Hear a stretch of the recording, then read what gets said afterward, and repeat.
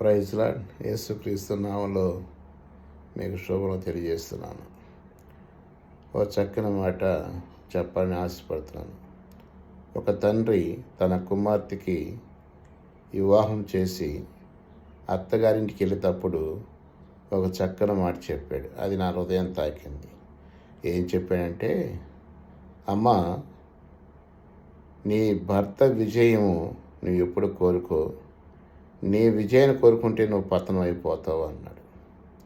అంటే ఆ తండ్రి ఏం చెప్పాడంటే, నీ భర్త విజయమే నీ విజయము. అవును కదా, అలా ఎంతమంది చెప్పగలుగుతున్నాం? అందుకనే ప్రభువైన యేసుక్రీస్తు వారు సొలొమోను ద్వారా ఒక చక్కని మాట చెప్పించాడు స్వామిత్రులు. గుణవంతురాలైన భార్య తన ఇల్లు కట్టును, జ్ఞానం గల స్త్రీ తన ఇల్లు కట్టును, మూర్ఖురాలు తన ఇంటిని ఊడబీకును. ఇల్లు అంటే భౌతికంగా వేసుకునే ఇల్లు కాదు. అటు ఆత్మీయ ఇల్లు కట్టుకోవాలి. తర్వాత భర్త పిల్లల్ని తన కంగును కొట్టుకోవాలి. అది మంచి నడవడిక, మంచి ఆలోచనతో కట్టుకోవాలి.